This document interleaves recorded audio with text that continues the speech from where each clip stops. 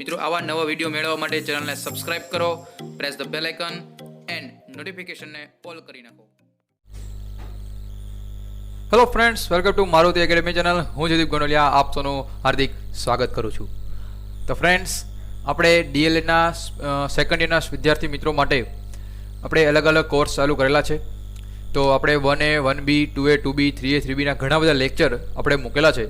જો તમે હજી સુધી ન જોયા હોય તો પ્લેલિસ્ટમાં પીટીસી સેકન્ડ યર ડીએલએડ નામનું એક પ્લેલિસ્ટ છે, એને ઓપન કરજો. એમાં બધા લેક્ચર સિરીઝ મૂકેલા છે. તમને કોઈ પણ જે તમને સબ્જેક્ટમાં ડાઉટ હોય એ તમે એમાં ઓપન કરીને જોઈ શકો છો. બહુ સિમ્પલ લેંગ્વેજમાં સમજાવેલું છે અને કેવી રીતે એક્ઝામમાં પૂછાઈ શકે ક્વેશ્ચન એમ પણ મેં કીધેલું છે. તો એ ઓપન કરીને એકવાર જોઈ લેજો. અને મિત્રો, લાસ્ટ લેક્ચરમાં આપણે એક સબ્જેક્ટ 2B આપણે પૂરું કર્યું હતું વિશિષ્ટ જરૂરિયાતવાળા બાળકોમાં. ઓકે, તો ફ્રેન્ડ્સ, હજુ સુધી મારુતિ એકેડમી ચેનલ છે એને સબસ્ક્રાઇબ ન કર્યો હોય તો ફર્સ્ટ ઓફ ઓલ સબસ્ક્રાઇબ કરી દેજો અને બાજુમાં આવેલું એક ઘંટડી છે, બેલ આઇકન છે, એને પ્રેસ કરી દેજો જેથી તમને નોટિફિકેશન મળતી રહે. જો મિત્રો તમે સબસ્ક્રાઇબ નહીં કરો તો તમને નોટિફિકેશન નહીં મળે અને મારો નવો વિડીયો આવશે તમને ખ્યાલ નહીં રહે. એટલા માટે સૌથી પહેલાં સબસ્ક્રાઇબ કરી દેજો જેથી મારા નવા બધા વિડીયો તમને મળતા રહે. ઓકે મિત્રો, તો આજે આપણે એક નવો હું શરૂ કરવા જઈ રહ્યો છું. એ છે 3B. એમાં ઓલરેડી આપણે ચેપ્ટર 1 એ આપણે પૂરું કરેલું છે અને આ અંગ્રેજી મોડ્યુલમાં, અંગ્રેજી વિષયમાં, એમાં આપણે આજે યુનિટ નંબર 2 કે જેનું નામ છે approaches to the teaching of English. સૌથી પહેલાં આ જે ટાઇટલ છે એ ટાઇટલ શું કહેવા માંગે છે આપણે એ સમજવું જોશે. Approaches to the teaching of English એટલે શું કે ભાઈ ઇંગ્લિશ ભણાવવામાં હું સરળ રીતે હું કેવી રીતે ભણાવી શકું, કયો માર્ગ છે ઇંગ્લિશ ભણાવવાનો, કયો માર્ગ છે. એપ્રોચીસ એટલે કેવી રીતે ઇંગ્લિશ ભણાવી શકાય સારી રીતે, ઇઝીલી રીતે, જેથી અધ્યતાને વિદ્યાર્થીઓને આપણે સારામાં સારી તેને ગાઈડન્સ આપી શકીએ, ભણાવી શકીએ, ટીચિંગ કરાવી શકીએ. તો એ આખા આ આપણે ચેપ્ટરમાં ભણવાનું છે. પૂરેપૂરો લેક્ચર જોજો જેથી તમને એક પણ ડાઉટ ન રહે. અને મિત્રો, અહીંયા થોડાક ઇંગ્લિશ વર્ડ્સ છે, જો નો ખ્યાલ હોય તો કમેન્ટ બોક્સમાં કહેજો, તો પાછું હું તમને એમાં કમેન્ટ બોક્સમાં આન્સર કહીશ. પરંતુ મિત્રો, પૂરેપૂરો લેક્ચર જોજો જેથી તમને એક પણ ડાઉટ નહીં રહે અને જો રહે તો મને કહેજો. તો મિત્રો, આપને ખ્યાલ છે કે એપ્રોચીસ ટીચિંગ ઓફ ઇંગ્લિશ, મિત્રો ઇંગ્લિશ ભણાવવામાં અને ભણવામાં થોડીક તકલીફ પડતી જ હોય છે. પરંતુ મિત્રો, આપણે આ ચેપ્ટરમાં આપણે શું ભણવાનું છે, આ ચેપ્ટરમાં આપણે ભણવાનું છે કે ઇંગ્લિશ લેંગ્વેજ છે એ ક્યાંથી ઉદ્ભવી. પછી આપણે ઇંગ્લિશ લેંગ્વેજ છે તો ઇંગ્લિશ લેંગ્વેજમાં એ ખરેખર શું, એ કઈ લેંગ્વેજ પ્રકારની છે, એનો ઉદ્ભવ ક્યાંથી થયો, ક્યાં લોકો સૌથી પહેલાં યુઝ કરી હતી, ક્યાં રાજા મહારાજા, આ બધી વસ્તુ મિત્રો આપણે ઇતિહાસ જાણવાનો છે, હિસ્ટ્રી. યસ મિત્રો, તો આજે પૂરેપૂરો તમને ખ્યાલ આવી જશે કે ઇંગ્લિશ ખરેખર શું છે. ઓકે મિત્રો, અને ગ્રામર વસ્તુ કેવી રીતે ભણવાનું, શું, બધી ડિટેલમાં આજે આપણે ભણવાના છીએ. તો સમજ સ્ટાર્ટ કરીએ લેક્ચર આજે. Methods, approaches and techniques. Methods, approaches and techniques are the instruments in the hands of a teacher to implement to the program of teaching language to achieve the objectives of language teaching and to develop language abilities and skill in pupils in a satisfactory manner. શું કીધું મિત્રો કે methods, approaches and techniques are the instruments in the hands of teacher. કે ભાઈ કોઈ શિક્ષક છે એ શિક્ષકના હાથ શું છે, શિક્ષક કોઈ પણ શિક્ષક હોય એના હાથ ક્યાં ક્યાં છે. તો મિત્રો, સૌથી પહેલાનો હાથ કયો હોય તમને ખ્યાલ છે, એ છે કોઈ પણ અલગ અલગ ટેકનિક્સ, પદ્ધતિઓ. બીજું છે અભિગમો એટલે કે એપ્રોચીસ, અને ત્રીજું છે ટેકનિક્સ એટલે કે પ્રયુક્તિઓ. આ ત્રણ એવા ઇન્સ્ટ્રુમેન્ટ છે કે જે શિક્ષકના હાથ છે કે જેની મદદથી ઇંગ્લિશ, અંગ્રેજી સબ્જેક્ટ સારામાં સારી રીતે ભણાવી શકે, એપ્રોચ કરી શકે. The program of teaching of English language achieve the objective of language teaching and to develop language ability and skill in pupils in a satisfactory manner. જેથી વિદ્યાર્થીઓ છે એના ભાષાના કૌશલ્યોને વિકસાવવા છે. ભાઈ આપણે શિક્ષકો છે તો શિક્ષકો તમે હવે શિક્ષક બનવા જઈ રહ્યા છો. ઓકે, તો વિદ્યાર્થીને તમારે ભાષાના જે કૌશલ્યો શીખવવા છે, વિકસાવવા છે, તો એની માટે તમારે અલગ અલગ પદ્ધતિઓ વિકસાવવી પડે, અભિગમો વિકસાવવા પડે અને પ્રયુક્તિઓ કે જે શિક્ષણના હાથના ઉદાહરણ કહી શકાય. સાથે જોઈએ The teacher must have professional competence to use them properly. શું કીધું કે જે વિષય વસ્તુ છે એ કેવી રીતે શીખવી એ અંગ્રેજીની એક જ્ઞાન પદ્ધતિ છે, એક મેથડ છે. That is, the teacher must be competent, must be inventive and must have initiative.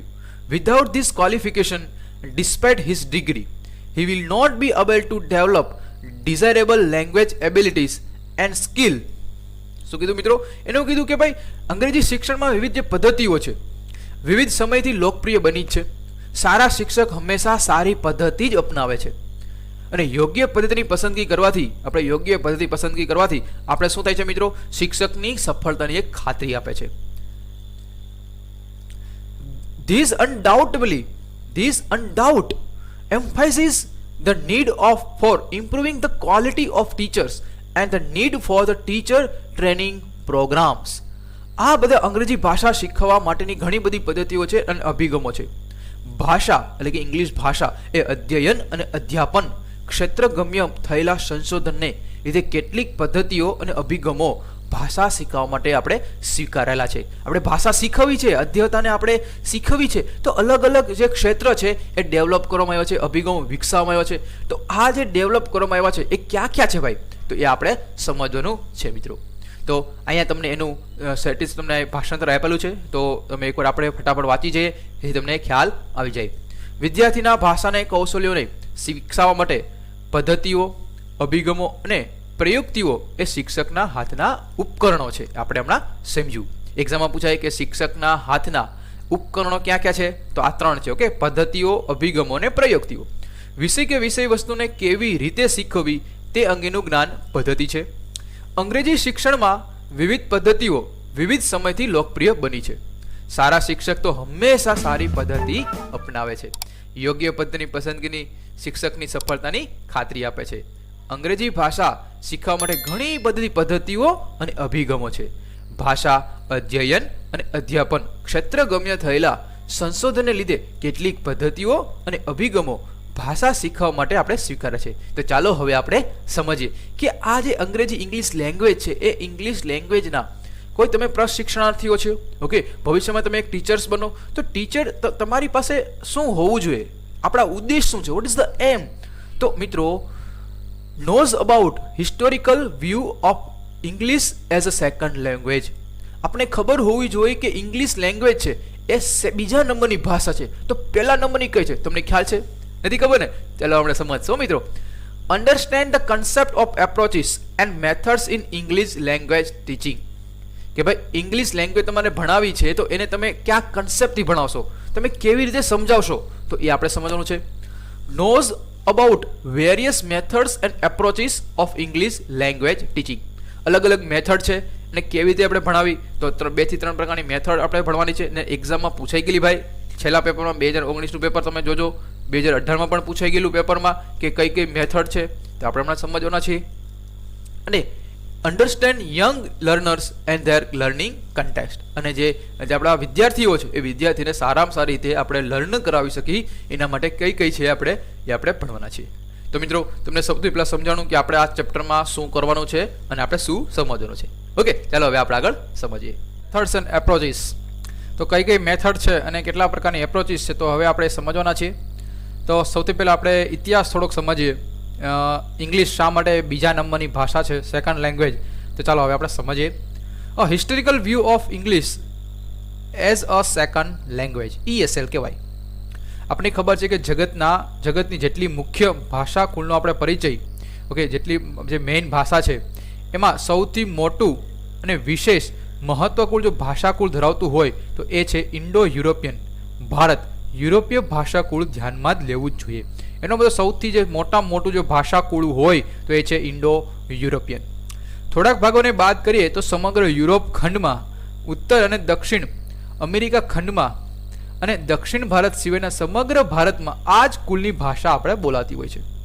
યુરોપની જાણીતી ભાષાઓ જેવી કે અંગ્રેજી, ફ્રેન્ચ, રૂસી, Spanish, Italian, Dutch, Portuguese, Irish, Scottish, Polish, Swedish વગેરે આ જે યુરોપની જાણીતી એવી ભાષાઓ છે.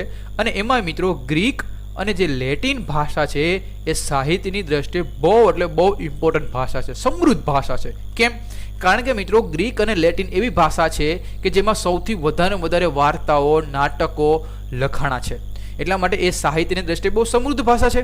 અને મિત્રો આપણે ખબર છે કે તમે જુઓ મિત્રો કે 12 ગાવે બોલી બોલાય, તમને પણ ખ્યાલ છે 12 ગામ થાય એટલે એક બોલી બદલાઈ જાય. જેમ કે તમે પંચમહાલમાં જાઓ, સાબરકાંઠા, બનાસકાંઠામાં જાઓ તો એની ભાષા અલગ હોય છે. તમે વલસાડમાં જાઓ, સુરતમાં જાઓ તો એની ભાષા અલગ હોય. તમે રાજકોટમાં જાઓ તો એટલે સૌરાષ્ટ્રની ભાષા બોલાતી હોય. તો મિત્રો એનો મતલબ કહેવાનો મતલબ એ છે કે આપણો દેશ ભારત એ વિવિધતાથી ભરેલો દેશ છે. લેંગ્વેજમાં પણ વિવિધતા છે. તમે ઉત્તર ભારત, દક્ષિણ ભારત અલગ લેંગ્વેજ, તમે પૂર્વ ભારતમાં વહી જાઓ અને પશ્ચિમ ભારત તમે જાઓ તો એમાં પણ લેંગ્વેજમાં તમને વિવિધતા જોવા મળે છે. એટલા જ માટે આપણો દેશ છે એ આપણે India is a multi language country. આપણો ભારત દેશ એ વિવિધતા એટલે કે 2 કરતાં વધારે ભાષાઓથી ભરાયેલો દેશ છે. ધેર આર ડિફરન્ટ રિજન, અલગ અલગ પ્રદેશોમાં બોલાય છે. So we have different language and dialects. એટલા માટે અલગ અલગ લેંગ્વેજ આપણે બોલવી પડે અને સમજવી પડે. ગુજરાત એ આપણી માતૃભાષા છે. આથી અંગ્રેજી ભાષાનું શિક્ષણ એ આપણા માટે વિદેશી ભાષા છે. પરંતુ જ્યારે આ ભાષાકીય દ્રષ્ટિ વિચારીએ તો આપણે ગુજરાતી ભાષા એ આપણી પહેલી ભાષા, કારણ આપણી માતૃભાષા છે. અને બીજી લેંગ્વેજ એટલે કે અંગ્રેજી ભાષા એ આપણે બીજા નંબરની એટલે કે સેકન્ડ લેંગ્વેજ તરીકે આપણે કહીશું. કારણ એટલા માટે મિત્રો કે આ અંગ્રેજી આ રીતે આપણા માટે દ્વિતીય ભાષા બની. સો in such a way we can say that, એટલા માટે આપણે કહી શકીએ કે English becomes the second language.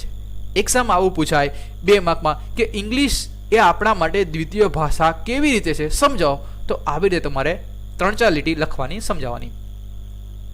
આપણા આખા વિશ્વમાં અલગ અલગ ભાષા કુળો અંતર્ગત અલગ અલગ 10 કુળોની કુલ શાખા છે. તમને પણ ખબર છે એમાં સૌથી પ્રાચીન શાખા કઈ છે? હિટાઇટ શાખા. તમે મિત્રો પહેલો લેક્ચર તમે જોયો ન હોય તો ઉપર એક આઈ બટન દબા તમને જોવા મળતું હશે, એના પર તમે પ્રેસ કરજો એટલે તમને પહેલો તમને લેક્ચર મેં તમે સમજાવ્યો છે કે આ કઈ કઈ શાખાઓ છે. તો મિત્રો કમેન્ટ બોક્સમાં લખજો કે સૌથી પ્રાચીન શાખા કઈ છે ભાઈ? હિટાઇટ. ઓકે, લખજો મિત્રો કમેન્ટ બોક્સમાં, તો મને પણ ખ્યાલ આવે કે તમે મારો લેક્ચર જોવો છો. હિટાઇટ. બીજી શાખા કઈ છે? ભારત ઈરાની. ત્રીજી છે તોખારીન. તો ચોથી છે ગ્રીક. પાંચમી છે એલ્બેનિયન. છઠ્ઠી છે ઇટાલિક. સાતમી બાલ્ટો સ્લોવેનિક. આઠમી જર્મની. નવમી કેલ્ટિક અને 10મી છે આર્મેનિયન. તો આવી 10 છે ઇન્ડો આર્યન ભાષા કુળની 10 શાખાઓ. એમાં ભારત યુરોપિયનની 8મી શાખા એટલે કે જર્મેનિક, અને તેમાં પૂર્વ યુરોપીય, પ્રાચીન ગોથિક ભાષા તથા અત્યારના જે Iceland, Norway, Sweden, Denmark, Germany, Austria અને નેધરલેન્ડ અને ઇંગ્લેન્ડ વગેરે પ્રદેશોમાં આવી અલગ અલગ પ્રકારની ભાષાઓ Swedish, Danish, German, Dutch, English ભાષાનો સમાવેશ કરવામાં આવે છે. અને આમ અંગ્રેજી ભાષા છે એ આપણે સૌપ્રથમ સમયના જે જૂના રાજવી હતા એના પરિવારોમાં આવી ભાષાઓ બોલાતી હતી. પણ જેમ જેમ પ્રજાનું જેમ સ્થળાંતર થવા લાગ્યું તેમ તેમ ઓલ્ડ ઇંગ્લિશ, મિડલ ઇંગ્લિશ અને મોડર્ન ઇંગ્લિશ એ ધીમે ધીમે એમાં ભાષામાં પરિવર્તન થયા. અને આમ આજે તે વિશ્વ કક્ષાની ભાષા બની ગઈ છે, એ તમે પણ સારી રીતે જાણો છો. તો એટલા માટે મેં જો કીધું કે the branch of Indo European that English belong to it's called Germanic includes German, Dutch, Persian, Danish, etc. All these languages have descended from the parent language. આ બધી ભાષા છે એક કુળમાંથી જન્મેલી છે, ઇન્ડો યુરોપિયન કુળ, which we can call proto Germanic. એને આપણે proto જર્મનિક પણ કહીશું. ઈસવીસન પૂર્વની શરૂઆતના લોકોમાં ખાસ કરીને ઉત્તર યુરોપમાં આ ભાષાનું વર્ણન સારી રીતે જોવા મળે છે. એમાં પશ્ચિમ જર્મનીનો અભ્યાસ કરતાં એવું જાણવા મળે છે કે અંગ્રેજીનો ઐતિહાસિક ઉદ્ભવ કેવી રીતે થયો અને ક્યાં થયો, તો એ આપણે સમજવું પડે ને મિત્રો. તો આ આપણી માટે બહુ અગત્યનો ક્વેશ્ચન બની જાય કે સૌપ્રથમ કે જે અંગ્રેજી ભાષા છે એ અંગ્રેજી ભાષાનો સૌપ્રથમ ઉદ્ભવ અને કઈ ભાષા છે સૌપ્રથમ આવી, તો એ છે મિત્રો ફિઝિયન ભાષા. મિત્રો યાદ રાખજો, ફિઝિયન ભાષા એ અંગ્રેજીની ખૂબ જ નજીકની અને એના સાંકળથી સંબંધિત ભાષા છે, જે એક સમયે હોલેન્ડના એક ઉત્તર દરિયાઈ સીમા પરથી ડેનમાર્કના મધ્ય ભાગ સુધી આ બોલાતી. ઇંગ્લેન્ડની પ્રજાએ જ્યાં સ્થળાંતર કર્યું એટલે પહેલાં જૂની અંગ્રેજી ભાષા અને જૂની ફિઝિયન ભાષાનો સમાવેશ હતો, અને પછી ધીમે ધીમે ઓલ્ડ ઇંગ્લિશ, મિડલ ઇંગ્લિશ અને હાલમાં આપણે જે બોલીએ છીએ એને કહેવાય મોડર્ન ઇંગ્લિશ. તો હવે મિત્રો આપણે સમજીએ કે આ નાનું તમને એક ફેમિલી ટ્રી કે જે વેસ્ટ જર્મેનિક લેંગ્વેજનું બતાડ્યું છે કે ખરેખર અંગ્રેજી ભાષાનો ઉદ્ભવ કેવી રીતે થયો છે. તો પહેલાં એવું હાઈ જર્મન, લો જર્મન, એંગ્લો ફ્રિશિયન, અને એમાં મિત્રો બે ભાગ પડ્યા, એમાં ઓલ્ડ ઇંગ્લિશ અને ઓલ્ડ ફ્રિશિયન, અને આ બંનેનું કોમ્બિનેશન થઈ એક લેંગ્વેજ આવી મોડર્ન ઇંગ્લિશ લેંગ્વેજ. આમ અંગ્રેજી ભાષા છે એનો ઉદ્ભવ આપણને જોવા મળે છે. અંગ્રેજી ભાષાનો બીજી ભાષા તરીકેનો ઉપયોગ પશ્ચિમના દેશોમાંથી અને સામ્રાજ્યવાદ દ્વારા ધીમે ધીમે થવા લાગ્યો. યુરોપિયન અને બ્રિટિશ પ્રજાએ સૌપ્રથમ રાજવી ઘરાનાથી એનો ઉપયોગ વ્યાપાર માટે કર્યો, અને ત્યારબાદ એની બીજી ભાષા તરીકે રાજનીતિમાં ધીમે ધીમે થવા લાગ્યો. અંગ્રેજી ભાષા સર્વપ્રથમ તો રાજવી પરિવાર સાથે જ જોડાઈ હતી, અને પછી ધીમે ધીમે એશિયા અને આફ્રિકાના દેશો રાજઘરાનાથી બહાર લાવી તેને પ્રથમ ભાષા તરીકેનો દરજ્જો આપવાનો પ્રયત્ન કર્યો. પરંતુ પ્રજા પાસે તો પ્રથમ ભાષા હતી જ ને મિત્રો. જેમ કે તમે જે વિસ્તારમાં રહેતા હોય, તમે જે જિલ્લામાં રહેતા હોય, તો તમારે એક વિસ્તારમાં જે રહેતા હોય, તમે જે જિલ્લામાં રહેતા હોય એની પોતાની એક અલગ ભાષા હોય, અને એક તમે જે બીજી લેંગ્વેજ કે જે તમે બીજા વ્યક્તિ સાથે બોલતા હોય, એટલે કે એક પ્રાદેશિક ભાષા. એવી જ રીતે પ્રજા પાસે પણ પોતાની એક ભાષા હતી અને બીજી અંગ્રેજી ભાષા બની. આમ એવું એટલા માટે આપણે કહી શકીએ કે English is a link language. શું કે છે ઇંગ્લિશ? શું છે? એક સાંકળતી એક લેંગ્વેજ છે. કોને સાંકળે? ઇટ કનેક્ટ ડિફરન્ટ રિજન, અલગ અલગ પ્રદેશોને, એડમિનિસ્ટ્રેશન એટલે કે વહીવટ કરવા માટેને, એજ્યુકેશન શિક્ષણમાં, અને associate with language of employment અને રોજગાર માટે પણ આ ઇંગ્લિશ લેંગ્વેજ આપણે સાંકળે છે. Macaulay ઇન્સિસ્ટેડ on teaching regional language. Macaulay છે, લોર્ડ મેકોલે, કે જે અંગ્રેજ અધિકારી છે, એને એવું કીધું કે પ્રાદેશિક ભાષામાં જ આપણે શિક્ષણ આપવું જોઈએ. It played an important role during national movement. સાથે સાથે મિત્રો જ્યારે આપણે સ્વતંત્ર થયા, ઓકે, તો સ્વતંત્ર ચળવળ સમયે જ આપણો આ ઇંગ્લિશ લેંગ્વેજ એક મહત્વનો રોલ ભજવતી હતી. It became language of media and judiciary. અને એ સમયે એ કઈ લેંગ્વેજ બની હતી? મીડિયા લોકોની અને ન્યાયતંત્ર માટેની લેંગ્વેજ બની ગઈ હતી. સમજાણું મિત્રો? તો હવે આપણે સમજીએ કે આ અલગ અલગ મેથડ કઈ કઈ છે. મેથડ મેં તમને કીધું એ પ્રમાણે. તો સૌથી પહેલાં આપણે સમજીએ ગ્રામર ટ્રાન્સલેશન મેથડ. તો ચાલો હવે સમજીએ ગ્રામર ટ્રાન્સલેશન મેથડ શું છે. એના પછી આપણે ઘણી બધી પ્રકારની આપણે એપ્રોચીસ જોવાના છે, તો એ પણ આપણે જોશું. ફ્રેન્ડ્સ, હવે આપણે સમજીએ ગ્રામર ટ્રાન્સલેશન મેથડ શું છે. તો આ મેથડમાં આપણે શું કરવાનું છે એ આપણે સમજીએ મિત્રો. The translation method is one of the oldest methods of teaching English. આપણે ખ્યાલ છે કે ભાઈ જ્યારે આપણે ઇંગ્લિશ આપણે ટીચિંગ કરાવતા હોઈએ ત્યારે આ જે ટ્રાન્સલેશનની મેથડ છે એ કહે છે સૌથી ઓલ્ડેસ્ટમાં ઓલ્ડેસ્ટ એટલે કે જૂનામાં જૂની એક મેથડ છે. And it is very much in vogue in our school. એ પણ આપણા સ્કૂલમાં બહુ ફેમસ પણ છે. વોજ એટલે શું? વોજ એટલે કે આપણે એમ કહીએ ફેમસ એટલે પ્રખ્યાત મેથડ છે. It is sometimes called translation cum grammar method. ઘણી વખત આપણે ટ્રાન્સલેશન મેથડ કરવા કહેતા એના કરતાં આપણે ગ્રામર મેથડ પણ કહેતા હોય છે. બીકોઝ કારણ કે translation and grammar play equally important part in it. કારણ કે ગ્રામર અને ટ્રાન્સલેશન મેથડ બે કેવી છે ભાઈ? ઇક્વલ છે એવું આપણે કહી શકીએ. હવે જે આ જે વ્યાકરણ, ગ્રામર, ટ્રાન્સલેશન એટલે કે અનુવાદ, આ જે ભાષા શિક્ષણ પદ્ધતિ છે એના હેતુઓ ક્યાં ક્યાં છે? શા માટે આપણે આ મેથડથી આપણે ટીચિંગ કરાવતા હોય છે ઇંગ્લિશ? બીકોઝ કારણ કે જે શીખનાર છે એ શીખનારને અંગ્રેજી સમજવામાં સરળતા રહે. કારણ કે તમે જ્યારે ટીચિંગ કરાવતા હોવ છો ઇંગ્લિશમાં, કોઈ પણ લેસન તમે કરાવતા હો છો ત્યારે એ જે પાઠ છે એ પાઠ તમે ટ્રાન્સલેટ કરાવો એટલે એ વિદ્યાર્થી છે એ વિદ્યાર્થી સારામાં સારી રીતે અંગ્રેજી સમજવામાં એને સરળતા રહે. બીજું, જે શીખનાર છે, અધ્યતા છે, એને અસરકારક શબ્દ ભંડોળનો પણ વિકાસ થાય. સાચી વાત. જે તમે કહો છો એનું ટ્રાન્સલેટ કરો છો એટલે એને ખ્યાલ હશે કે ભાઈ આનો મતલબ શું થાય. એક ગુજરાતીમાં ખ્યાલ આવશે અને એના એક શબ્દ ભંડોળનો શું થાય એ વિકાસ થશે. સાથે સાથે જે ભાષા છે ઇંગ્લિશ ભાષા અને સાથે અંગ્રેજ ગુજરાતી જે ભાષા છે એ એના માળખા શીખવામાં અને સમજવામાં શું થાય, એ મદદરૂપ થશે. અને ભાષાના નિયમો અને વ્યાકરણના નિયમો સમજવામાં મદદરૂપ થશે. સમજાણું મિત્રો? સાથે સાથે મિત્રો જે જન સમાજમાં જે સ્વીકૃત ઉચ્ચારણ છે એના સ્તરને શીખનાર મેળવે, સરળતાથી સાર ગ્રહણ કરી શકે અને શીખનાર પોતાની માતૃભાષાના શિક્ષણ સાથે વ્યાકરણની દ્રષ્ટિએ સરખામણી કરી શકે. બીજું કહું તો જે સાહિત્ય વાંચન છે એના પણ રસ વિકસિત થાય. તમે જો એને ટ્રાન્સલેટ કરાવો, આજે મેથડથી તમે કરાવતા હોય તો એ વિદ્યાર્થી છે, અધ્યતા છે, સારામાં સારી રીતે સમજી શકે, એક્સપ્લેન કરી શકે. આ પદ્ધતિ પ્રમાણે આ જે ટ્રાન્સલેશન પદ્ધતિ છે એ ટ્રાન્સલેશન પદ્ધતિ પ્રમાણે 3 સ્તરે અલગ અલગ પ્રકારને આપણે અનુવાદ કરી શકાય. 3 પ્રકાર. સૌથી પહેલા પ્રકારનું તમને સમજાવું, શબ્દોનો અનુવાદ, જે તમે પણ કરાવતા હોય છો વિદ્યાર્થી મિત્રોને. વાક્યનો અનુવાદ અને ફકરાઓનો અનુવાદ. શબ્દોનો અનુવાદ એટલે શું? તમે જ્યારે કોઈ પણ લેસન હોય, એ લેસન છે તો લેસનમાં એક એક વર્ડ તમે સમજાવો છો અને તમે એનો શું કરો છો, ટ્રાન્સલેટ કરાવો છો, અનુવાદ કરાવો છો. જ્યારે વાક્ય, આખું વાક્ય તમે પહેલાં ઇંગ્લિશમાં બોલો, પછી એનો ટ્રાન્સલેટ કરાવતા હોય. ત્રીજું કે આખો પહેલાં ફકરો વાંચી જાઓ અને પછી એનો શું કરો, અનુવાદ કરાવો. તો આ જે પદ્ધતિ છે એ ભાષાનું શિક્ષણ કૌશલ્યનું શિક્ષણ છે. તે રીતે આપણે જોવે તો આમાં થોડાક ડિસએડવાન્ટેજ છે, થોડા ગેરફાયદા છે ભાઈ. કેમ આવું કેમ કીધું ગેરફાયદા? કારણ કે મિત્રો આમાં આ પદ્ધતિ છે એ પદ્ધતિમાં બાળકો છે એને બોલવાનો તો સમય જ નથી મળતો, મહાવરો જ ન મળે, એક્સરસાઇઝ જ ન થાય. કેમ? કારણ કે તમે જ બોલે જાઓ છો, શિક્ષક જ બોલે જાય, તો એ સામેનો અધ્યતા છે, વિદ્યાર્થી તો બોલવાનો સમય જ ન રહે કે શું કેવું. સાથે સાથે આ બાળકો છે આ પદ્ધતિમાં સાવ નિષ્ક્રિય થાય.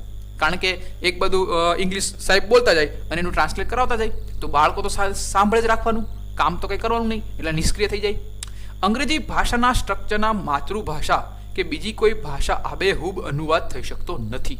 વેરી મોસ્ટ ઇમ્પોર્ટન્ટ મિત્રો, કે અંગ્રેજી ભાષાનું સ્ટ્રક્ચર છે એ ગુજરાતી ભાષા કરતાં થોડુંક અલગ છે ભાઈ. એ આપણે ગ્રામરમાં સમજશું મિત્રો. શું કેમ?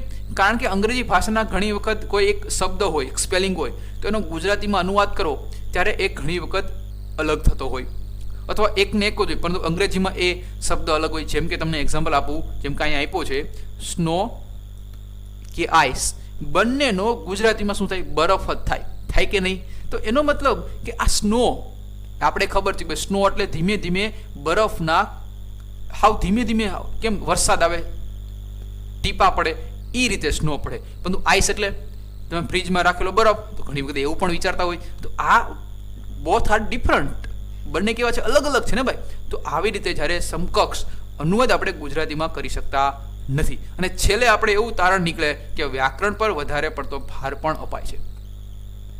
અંગ્રેજીના બહુ અઘરા અને અમૃત પ્રકારના જે શબ્દો હોય એને અનુવાદ દ્વારા આપણે સમજાવી શકીએ છીએ.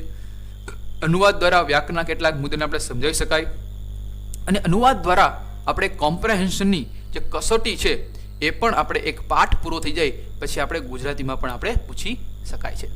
બીજું એક્ઝામ્પલ આપું ને મિત્રો, એ તમને ફટાફટ યાદ રહી જશે. Kite, KITE. કાઇટ એટલે શું? પતંગ ચગાવો કે નહીં પતંગ? પણ કાઇટ એટલે સમડી પણ થાય. હું એમ કહું, આઈ ફ્લાય કાઇટ ઓન 14th જાન્યુઆરી. હું 14મી જાન્યુઆરીએ એટલે કે ઉત્તરાયણના દિવસે પતંગ ચગાવું છું, પણ હું કાઇટના જગ્યાએ કાઇટ બોલું, બીજો વ્યક્તિ એમ સમજે શું તમે સમડી ચગાવો છો? ઓકે, તો એનો મતલબ એવો છે કે મતલબ અલગ થઈ જાય ગુજરાતીમાં, શબ્દ એક જ પણ મતલબ અલગ છે. તો આવું પણ ગુજરાતીમાં જ્યારે અનુવાદ કરો ત્યારે ડિફરન્ટ થઈ જતું હોય છે. બીજી મેથડ સમજીએ, ડાયરેક્ટ મેથડ, પ્રત્યક્ષ પદ્ધતિ. શું છે સમજીએ મિત્રો. આ પદ્ધતિ એવી છે મિત્રો કે જે મૌખિક પદ્ધતિ. આ પદ્ધતિમાં મૌખિક કાર્યો પર વધારે ભાર મૂકેલું છે. એટલે કે એમાં અનુવાદને કોઈ સ્થાન જ નથી ભાઈ. અનુવાદ નહીં કરવાનું, તો ડાયરેક્ટ જે તમે બોલો છો એ ડાયરેક્ટ તમે સમજાવવાનું. એટલે એમાં સિચ્યુએશન છે એ સિચ્યુએશનના આધારે આપણે સમજાવવામાં આવે છે. ઘણી વખત તમે ઇંગ્લિશ મૂવી જોતા હોય, ઇંગ્લિશ સિરિયલ જોતા હોય, તો ત્યારે તમે એને છતાં તમે ઇંગ્લિશ વર્ડ નથી સમજતા, છતાં તમે એને સિચ્યુએશનને સમજી તમે શું કહેવા માગે છે એ તમે સમજી જાઓ છો ને. કેમ? કારણ કે તમે એને સમજી જાઓ, સિચ્યુએશન સમજી જાઓ. તો આવી જ રીતે વિદ્યાર્થીઓને જ્યારે આ મેથડ કરવામાં આવે ત્યારે એ સિચ્યુએશન સમજી શકવા જોઈએ. આ પદ્ધતિ કરાવવાથી ફાયદા પણ છે. શું ફાયદા? અંગ્રેજીનું જે શિક્ષણ છે એ અંગ્રેજી દ્વારા કરાવવાનો છે. અંગ્રેજીનું શિક્ષણ આપણે અંગ્રેજી ભણાવીએ છીએ તો અંગ્રેજી દ્વારા કરાવીએ છીએ. એટલે કે અંગ્રેજી ભાષા શીખવા માટેનું એક એટમોસ્ફિયર તૈયાર થાય ભાઈ. ઘણી વખત મિત્રો આપણે ખબર નથી કે આપણે ઇંગ્લિશ કેમ નથી બોલતા. આપણે ઇંગ્લિશ આવડે છે, ગ્રામર આવડે છે, બધું આવડે છે, છતાં આપણે કોઈ આપણા ફ્રેન્ડ સાથે ઇંગ્લિશ નથી બોલી શકતા. કારણ કે આપણે એવું એટમોસ્ફિયર નથી મળતું. સાચી વાત ને? અંગ્રેજી ઇંગ્લિશ મીડિયમમાં કોઈ સ્ટુડન્ટ ભણ્યો હોય, ઇંગ્લિશ મીડિયમમાં કોઈ સ્ટુડન્ટ વિદ્યાર્થી ભણ્યો હોય, છતાં એ ઇંગ્લિશ એના મમ્મી યાર તો ગુજરાતીમાં જ બોલતો હોય. કેમ? કારણ કે એને એટમોસ્ફિયર એવું નથી મળ્યું. એટલા જ માટે જો અંગ્રેજીમાં જ ભણાવવામાં આવે, અંગ્રેજીમાં જ એ સ્ટુડન્ટને વાતો કરવામાં આવે, તો એનું એવું માહોલ મળે. જેવો માહોલ મળે એવો વિદ્યાર્થી બને, એવો અધ્યતા થાય. તો આ પણ એક પ્રત્યક્ષ પદ્ધતિના એક ફાયદા છે. બીજું શું? મૌખિક અભિવ્યક્તિ કહેવાય. ભલે થોડું તૂટલું ભાગલું આવડે ઇંગ્લિશ, પણ એક આવડે તો ખરા. અર્થગ્રહણની શક્તિ વિકસે. એટલે સાહેબ જે બોલતો હોય ઇંગ્લિશમાં, તો એ થોડું ઘણું 100%માંથી 20-25% તો અર્થગ્રહણ થાય, એની શક્તિમાં થાય, ડેવલપમેન્ટ થાય. તો આ 3 હતા પ્રત્યક્ષ પદ્ધતિ એટલે કે ડાયરેક્ટ મેથડના ફાયદા. આના ઉપરથી આપણે એવું કહી શકીએ, કન્ક્લુઝન એવું નક્કી કરી શકીએ કે સેકન્ડ લેંગ્વેજ ઇંગ્લિશ એમ વધારે મૌખિક અભિવ્યક્તિ પર ભાર મૂકવો જોઈએ. બીજું કે ભાઈ જ્યારે આપણે અંગ્રેજી શિક્ષણ કરાવતા હોઈએ, ટીચિંગ કરાવતા હોઈએ, ત્યારે પ્રત્યક્ષ પદ્ધતિ અથવા વસ્તુનો ઉપયોગ કરીએ તો વિદ્યાર્થીમાં ખાસો એવો ફેરફાર જોવા મળતો હોય છે. ત્રીજી મેથડ છે બાયલેંગ્વેજ મેથડ, કે જેને આપણે કહીશું દ્વિભાષી પદ્ધતિ. પહેલી આપણે ભણી કઈ? Translation grammar method. બીજી આપણે ભણી ડાયરેક્ટ મેથડ. અને ત્રીજી આપણે ભણી બાયલેંગ્વેજ મેથડ. પણ શું છે આ પદ્ધતિમાં? મિત્રો, બાયલેંગ્વેજ મેથડ જે આ જે પદ્ધતિ છે, દ્વિભાષી પદ્ધતિનો છે, એ સૌ પ્રથમ સ્ટાર્ટ કરનાર જો વ્યક્તિ હોય તો એનું નામ છે ડૉક્ટર CJ ડોડસન નામના શિક્ષણવિદે આ શરૂ કર્યું હતું. મિત્રો, મોસ્ટ આઈએમપી એક્ઝામમાં પૂછાય એવો ક્વેશ્ચન કે ભાઈ બાયલેંગ્વેજ મેથડ એ કયા નામના શિક્ષણવિદે શરૂ કરી હતી? તો ડોડસન. ઓકે, યાદ રાખજો મિત્રો, ડૉક્ટર CJ ડોડસન, જેમાં માતૃભાષા ઉપરાંત વિદેશી ભાષાને પણ એક ટાર્ગેટ કર્યો હતો. આમાં પ્રત્યક્ષ અને વ્યાકરણ અનુવાદ પદ્ધતિનો ઉપયોગમાં લેવાય છે. ભાષા શિક્ષણના 4 મુખ્ય તત્વો છે. ક્યાં? પસંદગી, ક્રમિકતા, રજૂઆત અને પુનરાવર્તન એ આ પદ્ધતિમાં કરવામાં આવે છે. આપણે ખબર છે કે કોઈ પણ લેંગ્વેજ હોય, ભાષા શિક્ષણ હોય, એમાં 4 મુખ્ય તત્વો હોય. એક તો પસંદગી કરવી, પછીનું ક્રમિકતા, પછીને કેવી રીતે રજૂઆત કરવી, એક્સપ્લેનેશન કેવી રીતે કરવું, અને વધુ પુનરાવર્તન કરવું. તો એ આ પદ્ધતિમાં સમાવેશ થાય છે. સાથે તે મિત્રો એટલા માટે કીધું કે ધીસ મેથડ, ઇંગ્લિશમાં આપણે સમજીએ કે this method was developed by doctor CJ Dodson. As the name suggest, the method makes use of 2 language. નામ ઉપરથી ખબર પડે, બાય લેંગ્વેજ એટલે કે 2 લેંગ્વેજનો ઉપયોગ કર્યો છે. The mother tongue and the target language. એક તો આપણી માતૃભાષા અને બીજી આપણી કઈ છે? અલગ ભાષા, એટલે કે કોઈ પણ લક્ષ્ય ભાષા, આપણે જે બીજી ભાષા આપણે બોલીએ છીએ. હેન્સ, માટે this can be considered as a combination of the direct method and the grammar translation method. એટલા માટે આ જે લેંગ્વેજ છે એ કોમ્બિનેશન છે. કોનું? ડાયરેક્ટ મેથડનું અને ગ્રામર ટ્રાન્સલેશન મેથડનું. Selection, gradation, presentation and repetition are the 4 cardinal principle of all language teaching methodology. એટલા માટે કીધું આજે 4 છે એ મહત્વના પ્રિન્સિપાલ છે કે જે આપણે ઇંગ્લિશ લેંગ્વેજ ટીચિંગ કરાવવાના. તો મિત્રો તમે સમજ્યું, આ આપણે જોયું બાયલેંગ્વેજ પદ્ધતિ. હવે આપણે સમજીએ સ્ટ્રક્ચરલ એપ્રોચ શું છે. હવે આ સ્ટ્રક્ચરલ એપ્રોચમાં આપણે શું કરવાનું છે? મિત્રો, આ જે એપ્રોચ છે, આ જે માર્ગ છે, એ ભાષાને વાક્યરચના સ્વરૂપે જોવામાં આવે છે. આ એપ્રોચમાં શું કરવામાં મિત્રો? આ માર્ગમાં કે ભાષા છે એને વાક્યરચનાના સ્વરૂપે જોવાનો છે. આ માર્ગ, આ અભિગમનો આધાર એવી વિચારસરણી પર રહેલો હતો કે જેમાં શબ્દ ભંડોળ કરતા વાક્યરચનાને મહત્વ આપવાનું, એટલે કે આત્મસાત કરવાનું, એના ઉપર ભાર મૂકવામાં આવ્યો હતો. આ અભિગમનો પ્રારંભ તો બીજા વિશ્વયુદ્ધ વખતે સૈનિકોને ભાષા શીખવા માટે કરવામાં આવતો. અને આ અભિગમનો ઉપયોગ સૌ પ્રથમ ફર્સ્ટ ઓફ ઓલ 1952 તમિલનાડુ ખાતે કરવામાં આવ્યો હતો. મિત્રો, આપણી માટે મોસ્ટ આઈએમપી બની ગયું. કેમ? કારણ કે આ અભિગમનો ઉપયોગ સૌ પ્રથમ ભારત દેશમાં, એ પણ આપણા તમિલનાડુ રાજ્યમાં થયો હતો 1952. એટલા માટે આપણી માટે ઇમ્પોર્ટન્ટ બની જાય. તમિલનાડુ સરકારે બ્રિટિશ કાઉન્સિલની મદદથી જરૂરી અભ્યાસક્રમ અને જે શિક્ષણ છે એ શિક્ષણના આધારે સામગ્રી તૈયાર કરી શિક્ષકોને યોગ્ય તાલીમ આપી હતી. અને આ અભિગમના ભાગરૂપે એવી વાક્ય રચના તૈયાર કરી, એવું શબ્દ ભંડોળ તૈયાર કર્યું કે જરૂરી મુજબ લક્ષણોમાં ફેરફાર થાય તો પણ આપણે કરી શકીએ. આ સ્ટ્રક્ચર અભિગમમાં આપણે ફંક્શન વર્ડ્સ એટલે કે રચનાધર્મી શબ્દો કે જેમની ફ્રેમ છે એવું એને કીધું.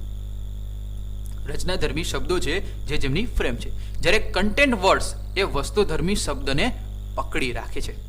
એટલા માટે જેમ જેમ ફ્રેમ કાયમ રહે તેમ તેમ ચિત્રો તો બદલાય કરે, પરંતુ સ્ટ્રક્ચર કાયમ રહે છે અને વસ્તુધર્મી જે શબ્દો છે એ બદલાય છે. તમને એમ થાય કે સાહેબ આ સમજાણું નહીં, મને પણ ખબર છે શું કહેવા માંગે તો સમજો. મેં તો એવું કીધું કે આઈ એમ અ બોય. શું કહું છું? આઈ am a boy, I am a girl, I એમ આપણે કહીએ કે ભાઈ આપણે બીજી ભાષામાં કહીએ કે આઈ એમ અ વુમન. તો એ વસ્તુ શું? પહેલાં તો આઈ am a boy, A boy શું છે? વસ્તુધર્મી સ્ટ્રક્ચર. બીજું આઈ એમ છે, આઈ એમ એ શું છે? એ વસ્તુ શું છે? એ ફ્રેમ છે. ફ્રેમ તો જો એમ ફ્રેમ જો I am a boy, I am woman, I am girl. તો વસ્તુધર્મી ચેન્જ થયું, પરંતુ જે ફ્રેમ છે એ ફ્રેમ ચેન્જ થઈ. ફ્રેમ એટલે શું? I am. વસ્તુધર્મી ગર્લ, બોય અને વુમન, એમાં કંઈ ચેન્જીસ થયો નથી થયો. એનો મતલબ આ જે મેથડ આવું કહેવા માગે છે કે ભાઈ જે સ્ટ્રક્ચર છે એ કાયમ રહે, પરંતુ વસ્તુધર્મી શબ્દો છે એ બદલાતા જાય. આના લીધે ફાયદો એવો થાય કે તમે તમારી રીતે શબ્દો બનાવી શકો, તમારી રીતે કોઈ પણ વાક્ય બોલી શકો, લખી શકો. દાખલા તરીકે અહીંયા આપ્યું છે આઈ એમ અ ગર્લ. આ વાક્ય આઈ એમ અ કે જે રચનાધર્મી શબ્દોની મળતું એક બનેલું સ્ટ્રક્ચર છે, જ્યારે ગર્લ એ અર્થબોધ કરનારું વસ્તુધર્મી શબ્દ છે. નવા વસ્તુધર્મી શબ્દ વપરાતા નવા વાક્ય બને, જેમ કે I am a boy, I am a woman, she is a doctor, he is a teacher, we are student. તો અહીંયા તમે મિત્રો જુઓ કે ભાઈ જો અહીંયા તમે જો સીની જગ્યાએ શું થઈ ગયું? અહીંયા હી થઈ ગયું. ઇઝ અ સેમ, પણ ટીચર અને ડોક્ટર ચેન્જ થઈ ગયું. તો આવું મિત્રો મેન ઇંગ્લિશમાં જે પાયાનું છે શું? એક સ્ટ્રક્ચર છે. એક સ્ટ્રક્ચરમાંથી આપણે ઘણા બધા નવા સ્ટ્રક્ચર પણ તૈયાર કરી શકીએ. જેમ કે તમને એક્ઝામ્પલ આપ્યા છે કે I am a girl, I am a here, I am a teaching, I am a teaching English now. તો આવા રીતે આપણે મૌખિક રીતે આવી રીતે આપણે શું કરી શકીએ? જે તે શબ્દને ઓળખી શકી અને સમજી શકી. અનુકરણ દ્વારા જે તે શબ્દનો ઉચ્ચાર કરતા શીખી શકી, ઓરલ રીડિંગ કરતા શીખી, અને સાથે સાથે સ્ટ્રક્ચરનો વાક્યોમાં સતત ઉપયોગ કરતા શીખીએ તો આપણે લખતા પણ શીખી શકીએ. તો મિત્રો આ તો સ્ટ્રક્ચર અભિગમના પ્રક્રિયાને આવી રીતે આપણે સમાવેશ કરી શકીએ. એટલા માટે અહીં તમને એવું કહેવામાં આવ્યું છે કે it is accepted now that one should know the structure of a language, handle them in various situations and develop mastery over them. એક વખત તમે એ સ્ટ્રક્ચર ઉપર કમાન્ડ મેળવી લખો, માસ્ટરી મેળવી લખો, પછી તમે તમારી રીતે વેરિયસ સિચ્યુએશન પ્રમાણે વેરિયસ અલગ અલગ પ્રકારના શબ્દો બનાવી શકો, વાક્ય બનાવી શકો. If one wants to learn English language well and acquire various language skill. એક વખત તમે એનામાં પકડ જમાવી લો, પછી તમે ગમે એ વસ્તુ તમે લેંગ્વેજ સ્કિલને ડેવલપ કરી શકો. The teacher needs two believe that language can be learned without rules and simply by use. એટલે જો ટીચરને આવી રીતે ખબર પડી જાય તો એ ઇંગ્લિશ ભણાવવામાં કોઈ પણ એક રૂલ્સ વગરનું આરામથી ગમે તમે ભણાવી શકો. એવું નહીં કે આનો આ રૂલ યાદ રાખો, આ રૂલ યાદ રાખો, ના, તમે તમારી રીતે યુઝ કરી શકો. તો આ એક અલગ પ્રકારનો એપ્રોચ હતો. હવે આપણે નેક્સ્ટ એપ્રોચ વિશે સમજાવવું કે છે એને કહેવાય કન્સ્ટ્રક્ટિવિસ્ટ. શું કહેવાય? Constructivist approach. એક્ઝામમાં પૂછાઈ ગયેલું ક્વેશ્ચન 4 માર્ક માટે, 5 માર્ક માટે 2019ના પેપરમાં. શું કે છે? Constructivism is a basically a theory based on observation. આ એક એવી થિયરી છે, કોના ઉપર આધાર રાખે? ઓબ્ઝર્વેશન. ઓબ્ઝર્વેશન એટલે કે આપણે કોઈ પણનું નિહાળવું. And scientific study about how student learn. આ એક એવી મેથડ છે. શું છે? આ એક એવી મેથડ છે કે જે સાયન્ટિફિક સ્ટડી, વૈજ્ઞાનિક આપણે ભણવાનું અને સ્ટુડન્ટને લર્ન કરાવવાનું. It says that student construct there oven understanding and knowledge of the world through the experience things.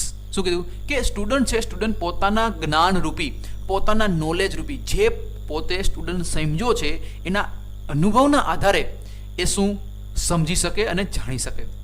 આ એક constructivism is a student centred approach. આ કેવો એપ્રોચ છે ભાઈ? એક સ્ટુડન્ટ વિદ્યાર્થી લક્ષી, વિદ્યાર્થીના કેન્દ્રમાં રાખેલો આ એક અભિગમ છે. It usually means encouraging students. આ જે આપણે વિદ્યાર્થી છે એ વિદ્યાર્થીને તમારે વધુમાં વધુ આપણે પ્રોત્સાહન આપવા માટેનો એક આ એપ્રોચ છે. To use active techniques like experiments, real world problem solving to create knowledge. Students are challenged to produce reality based products such as the portfolios and papers. આના લીધે શું થાય કે જે રિયાલિટી છે, શું છે રિયાલિટી, તો એને ખ્યાલ આવે કે કોઈ પણ પ્રોબ્લેમનું સોલ્વ કેવી રીતે કરવો જેથી સમજી શકે અને જાણી શકે અને પ્રોબ્લેમનું સોલ્યુશન કરી શકે.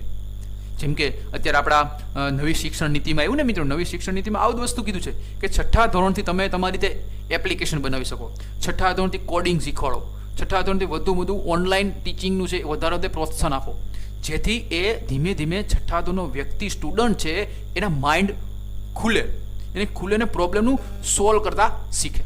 તો આ વસ્તુ હવે ધીમે ધીમે થવા જઈ રહ્યું છે. કન્સ્ટ્રક્ટિવિઝમ એટલે રચનાત્મક અભિગમ. એ પાયાગત રીતે અવલોકન અને વૈજ્ઞાનિક અભ્યાસ પર આધારિત છે.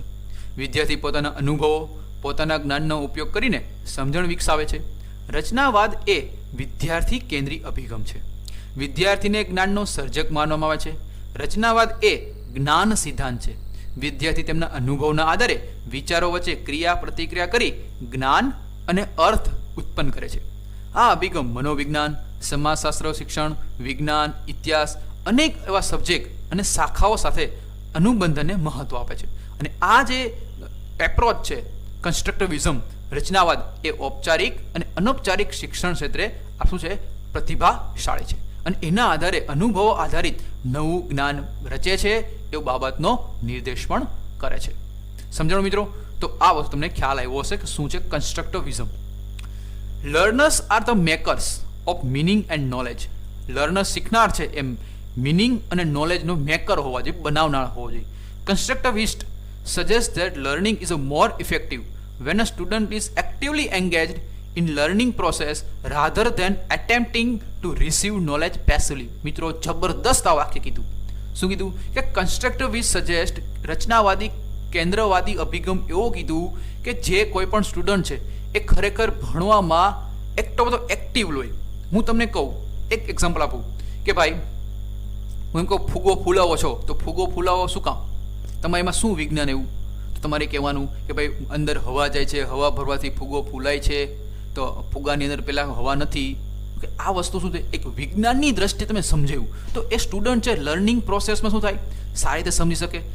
Rather than receive knowledge પેસિવલી.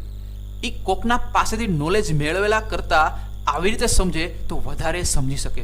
ગોખણિયું જ્ઞાન નહીં, સમજેલું જ્ઞાન અને પ્રેક્ટિકલી જ્ઞાન, તો એ વિદ્યાર્થી છે સારી રીતે સમજી શકે. ઓકે, તો આવી રીતે મિત્રો એને કહેવા માગે છે. Constructive teaching strategies and characteristics of constructivist teaching. કે ભાઈ એક આ જે રચનાવાદી છે એ ટીચિંગ છે, એ અભિગમ છે, એ કેવો જોઈએ સ્ટ્રેટેજી વાળો હોવો જોઈએ.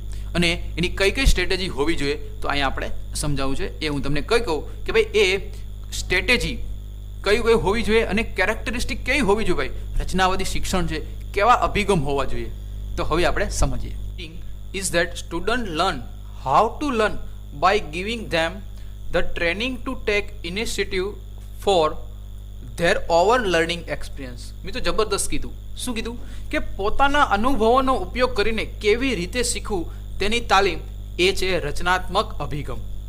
પાયાનો ધ્યેયમાંનો એક જ ધ્યેય છે. એટલે કે રચનાત્મક અભિગમ છે, કન્સ્ટ્રક્ટિવિસ્ટ જે એપ્રોચ છે એનો મુખ્યત્વે એમ શું છે એ જ વસ્તુ છે કે પોતાના અનુભવનો ઉપયોગ કરીને કેવી રીતે શીખવું અને તેની તાલીમ કેવી રીતે કરવી એ. અકોર્ડિંગ ટુ ઓલ્ડ્રી ગ્રે, કોના મત મુજબ? ઓલ્ડ્રી ગ્રેના મત મુજબ the characteristics of a constructivist classroom are as follows. Audrey ગ્રેના મત મુજબ કન્સ્ટ્રક્ટિવિસ્ટ ક્લાસરૂમ છે એટલે કે રચનાત્મક જે વર્ગખંડ છે એ કેવો હોવો જોઈએ. મિત્રો એક્ઝામમાં પૂછાઈ ગયેલો ક્વેશ્ચન 2018ના પેપરમાં તમે જોજો, એક્ઝામમાં પૂછાઈ ગયેલો ક્વેશ્ચન 3 માર્કમાં કે કેવા પ્રકારનો ક્લાસરૂમ હોવો જોઈએ, રચનાત્મક અભિગમ ધરાવતો વર્ગખંડ કેવો હોવો જોઈએ. સૌથી પહેલું એવો હોવો જોઈએ કે the learners are actively involve. જે શીખનાર છે, અધ્યતા છે, એ અધ્યતા આર વેરી એક્ટિવલી ઇન્વોલ્વ હોવા જોઈએ. જ્યારે ભણાવતા હોય શિક્ષક ત્યારે કેવા હોવા જોઈએ? એક્ટિવલી ઇન્વોલ્વ હોવા જોઈએ. Environment આઝ democratic. જે પર્યાવરણ છે એ કેવો સ્વતંત્ર હોવું જોઈએ ભાઈ. જે તમારે જે કરવું એ કરવો. જેમ કે તારે જમીન પર તમે મૂવી જોયું હોય મિત્રો, તો એમાં કેવો આમિર ખાન આવે છે ને જેમ ફાવે તેમ ફટાફટ પેલા બાંસુરી વગાડે છે, ડાન્સ કરે છે, રમત કરે છે. તો આવી વસ્તુ એક્ટિવલી લર્નર એક્ટિવલી ઇન્વોલ્વ હોય છે. અને વાતાવરણ કેવું? સ્વતંત્ર. જે કરવું હોય મજા આવી કરો. Activities are interactive and student centred. શું છે? જે એક્ટિવિટી છે એ કેવો? સેન્ટરમાં કેન્દ્રવાદી હોવો જોઈએ. અને સ્ટુડન્ટ કેવા હોવો જોઈએ? કે ભાઈ એ કેન્દ્રવાદી સાથે એમાં ઇન્વોલ્વ હોવા જોઈએ. The teacher facilitates the process of learning in which students are encouraged to be responsible. અને આવી રીતે ટીચર છે એ લર્નિંગની પ્રોસેસ છે એ આવી રીતે કરે તો જે સ્ટુડન્ટ છે, અધ્યતા છે, એ સારામાં સારી રીતે ભણી શકે અને સમજી શકે. તો એ જ વસ્તુ કીધું કે રચનાત્મક અભિગમનો ઉપયોગ થતો હોય તેવા વર્ગખંડના લક્ષણો ક્યાં ક્યાં છે? તો મેં તમને હમણાં ઇંગ્લિશમાં કીધું. તો એ જ વસ્તુ અહીંયા કહેવા માંગ્યા છે કે અધ્યતા ઉત્સાહથી સામેલ થાય. જો અધ્યતા છે એ ઉત્સાહથી સામેલ થાય. વર્ગનું વાતાવરણ લોકશાહી પ્રકારનું એટલે કે સ્વતંત્ર એટલે કે ડેમોક્રેટિક હોવું જોઈએ. પ્રવૃત્તિ વિદ્યાર્થી કેન્દ્રી અને અરસપરને સાંકળે તેવી હોવી જોઈએ. શિક્ષક શીખવવાની પ્રક્રિયાને સરળ કરે કે જેમાં વિદ્યાર્થીને જવાબદારી માટે પ્રોત્સાહન આપવામાં આવે છે. જેમ કે કોઈ તમે પ્રયોગશાળા છે, એ પ્રયોગશાળામાં લેબોરેટરી છે, એમાં તમને શિક્ષક એમ કે ભાઈ તમે જે તમારે પ્રયોગ કરવો હોય તમે તમારી રીતે કરો, હું એકવાર શીખવાડી દઉં પછી તમે તમારી રીતે કરો. તો આ વસ્તુ થયું વિદ્યાર્થીને જવાબદારી સોંપી, પ્રોત્સાહન આપ્યું, તમે તમારી રીતે કરો, મને આન્સર આવો જોઈએ. તો પોતાનું વિદ્યાર્થી પોતાની એક્ટિવિટીમાં ઇન્વોલ્વ થાય. પછી વાતાવરણ કેવું? લોકશાહી પ્રકારનું થાય. એટલે જે તમે તમારે કરવું હોય એ તો વિદ્યાર્થી સમજે. ઓકે, તો એક્ઝામ્પલ જોઈએ. આવા એક્ટિવિટીના એક્ઝામ્પલ કે છે ભાઈ? તો એક્ઝામ્પલ ઓફ કન્સ્ટ્રક્ટિવિસ્ટ એક્ટિવિટીઝ કઈ કઈ છે સમજીએ મિત્રો. સૌથી પહેલી છે સમજીએ કે furthermore in the constructivist classroom student work primarily in groups and learning and knowledge are interactive and dynamic. શું કીધું મિત્રો? જબરદસ્ત કીધું કે આ એક્ટિવિટીથી સ્ટુડન્ટ છે એ ગ્રુપમાં શીખતા શીખે, નોલેજ અને એકબીજા સાથે ડાયનેમિક એટલે કે ઇન્ટરેક્ટિવ કરતા શીખે ભાઈ. There is a great focus and emphasis on social communication skill as well as collaboration and exchange of ideas. મિત્રો કેવું જબરદસ્ત કીધું મિત્રો. એવું કીધું કે આ કરવાથી, આ અભિગમ અપનાવવાથી જે વિદ્યાર્થી હોય, અધ્યતા હોય, એની કોમ્યુનિકેશન સોશિયલી ઇમ્પ્રુવમેન્ટ થાય. સામાજિક જે એની કોમ્યુનિકેશન સ્કિલ છે, બોલવાની જે છટા છે, પેલા ગ્રુપમાં બોલતા ન શીખે, બોલવું હોય તો ડરે, તો એ ના શું થાય? એ ડર એનું નીકળે. પછી એના જે આઈડિયાઝ છે એ આઈડિયાઝ પોતાની પાસે ન રાખે, એના કરતાં બીજાને એક્સચેન્જ કરે, પોતાને શેર કરે, જેથી એને પણ ખ્યાલ કે મારો આઈડિયા સાચો છે કે ખોટો. તો આવી રીતે ફાયદો થાય. This is a contrary to the traditional classroom in which students work primarily alone.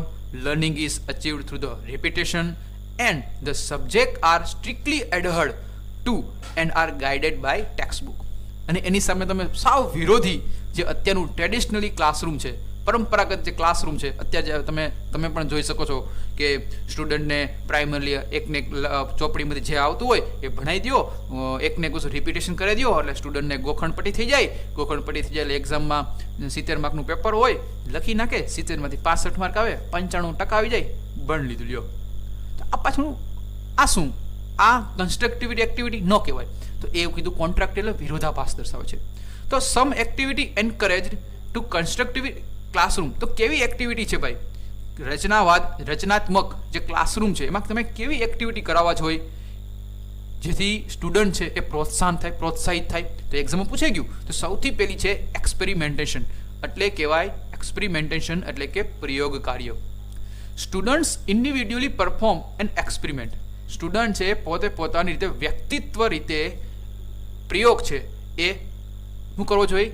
પાલન કરવું જોઈએ. એટલે કે એને હેન્ડ ઓન એક્સપિરિયન્સ કરવો જોઈએ. And then come together as a classroom discuss the result. પછી ભેગા આવે ને પછી એ રિઝલ્ટને ડિસ્કસ કરે. Research project. Students research a topic can present their findings to the class, એટલે કે રિસર્ચ પ્રોજેક્ટ આપવાના. Field trips, this allow students to put the concept and ideas discuss in class in a real world context, કે જે તમે એને trip કરાવવાની, જેથી એને ખબર પડે કે રિયલ વર્લ્ડ શું છે અને ચોપડિયું જે છે ટેક્સ્ટ બુક એ શું છે. એ બોથ આર ડિફરન્ટ.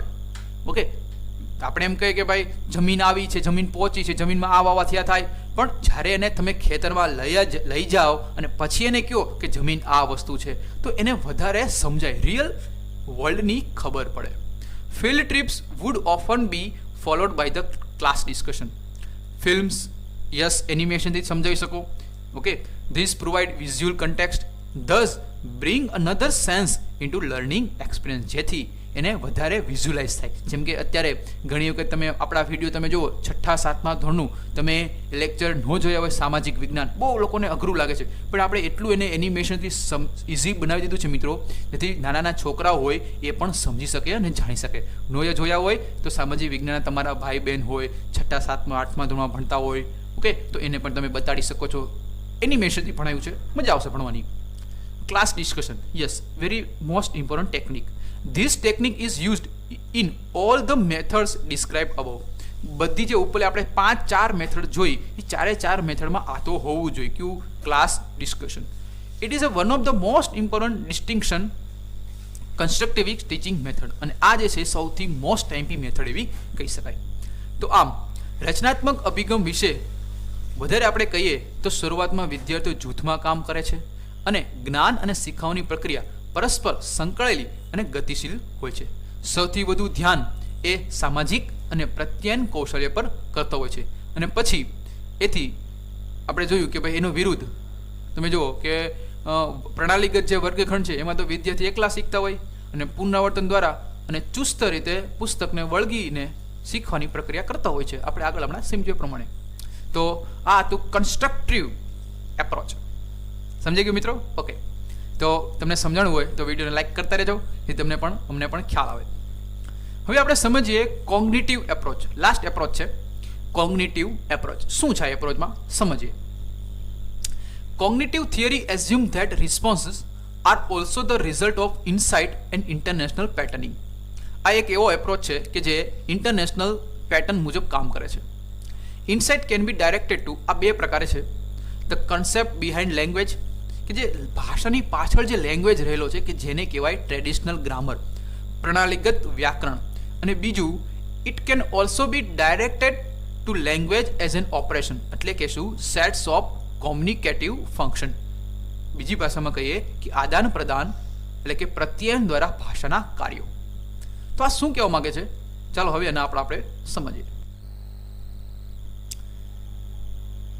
આ એપ્રોચ છે, એ એપ્રોચ શું કહેવા માંગે છે કે ભાઈ a variety of activities practised in new situation will allow assimilation of what was already been learnt or partially learnt. શું કીધું મિત્રો? કે જે નવી પ્રવૃત્તિ છે એના મહાવરામાં અગાઉના શીખેલા જે અનુભવો હોય એનું અમલીકરણ કરવાનું અને શીખવાના જે ધ્યેયો માટે વિદ્યાર્થીને પ્રોત્સાહન આપવાનું, પ્રેરણા આપવાની, જેથી એને જે એના અભિગમ, જ્ઞાનાત્મક અભિગમ છે, એટલે કે એને ભૂલ થયેલી હોય તો ભૂલને સ્વીકાર્ય પણ કરવાનો. એવું કંઈ નહીં તું ભૂલ ન જ કરી એવું થોડું. ભાઈ નાના બાળકો છે, બાળકોથી ભૂલ થાય ભાઈ, તો એને આપણે સારી રીતે સમજાવી શકીએ. નવા નિયમમાં શીખવામાં વિદ્યાર્થીઓને ઓછામાં ઓછી ભૂલો થાય અને સહાયક અને ઉપકારક બને, એ આપણી પાઠની ડિઝાઇન એવી રીતે કરવી જોઈએ. રોલ ઓફ મિસ્ટેકની સાથે મિનિંગફુલ ડ્રીલ્સનો સિદ્ધાંત પણ એટલો જ અગત્યનો અને સુસંગત છે કે ભાઈ મિસ્ટેક કરવાની, પણ એ મિસ્ટેકની સાથે સમજીએ. ભૂલ કરો પણ ભૂલની સાથે તમે સમજણો, પછી બીજી વખતે એવી ભૂલ થવી જોઈએ નહીં. તો એવો તમે સિદ્ધાંત અપનાવવાનો. How much cognitive theory do English language teachers need to know? કે ભાઈ અંગ્રેજીના શિક્ષકો માટે આ કોગ્નિટિવ થિયરી જાણવાની કેટલી જરૂર છે ભાઈ? તમે પણ ભવિષ્યને તમે એક ટીચર બનવાનો છો, અત્યારે પ્રશિક્ષણાર્થીઓ છો, તો ભવિષ્યમાં તમે અંગ્રેજીના શિક્ષકો થાવ તો આ જે થિયરી છે કોગ્નિટિવ એપ્રોચ, એ શું કામ જાણવું જોઈએ? એની માટેના 2-3 સ્ટેપ આપ્યા છે. સૌથી પહેલો આપણે સમજીએ કે જે પ્રશિક્ષણાર્થીઓ છે એના પેટર્ન ડ્રીલ માટે બધા જ પ્રકારના અર્થસભર એટલે કે મિનિંગફુલ અને અર્થહીન ઉદાહરણ પૂરા પાડો. એટલે કે જે આપણે કોઈ પણ જ્યારે તમારે કોઈ લેસન ભણાવો છો, ઓકે, તો લેસન ભણાવતા હોઈએ ત્યારે એના ઉદાહરણ સાથે ભણાવવું જોઈએ, જેથી એ અધ્યતાને વધારે ખ્યાલ આવે. નહીંતર આમ તમે ભણાવી જાઓ તો અધ્યતાઓ છે, વિદ્યાર્થી છે, એને બોરિંગ થાય અને એને સમજાય નહીં. બીજું સ્ટેપ કયું છે કે શરૂઆતના વર્ગમાં એટલે કે ઇન બિગિનર ક્લાસ જે પ્રશિક્ષણાર્થીઓ છે તેમની પસંદના તેમના વર્તમાન જ્ઞાનના અનુભવને આવકારો. અંગ્રેજી ભાષા શિક્ષણના તાલીમાર્થીઓ 20મી સદીના બૌદ્ધાત્મક શિક્ષણના ઇતિહાસ પર નજર કરે તો અર્થપૂર્ણ સ્વઅધ્યયન અને અર્થહીન સ્વઅધ્યયનની ઉણપો તમને જોવા મળતી હશે. ડ્રિલિંગ કરવું એટલે ગોખાવું એ ભાષાની તરાઓને ઓળખ્યા વિના કરવું એ મૂર્ખામી ભર્યું કાર્ય છે. તો એવું તો કોઈ કરવાનું જ નહીં. કોમ્પ્યુટરની મદદથી પણ શિક્ષક ઈચ્છે તો સારી એવી પ્રેક્ટિસ કરાવી શકે છે. ભાષાની રચના એટલે કે જે આપણું સ્ટ્રક્ચર છે, કોઈ પણ લેંગ્વેજ છે એનું સ્ટ્રક્ચર તો હોય જ, એ ઓળખ વગર ભાષા શીખનાર આગળ વધી ન શકે.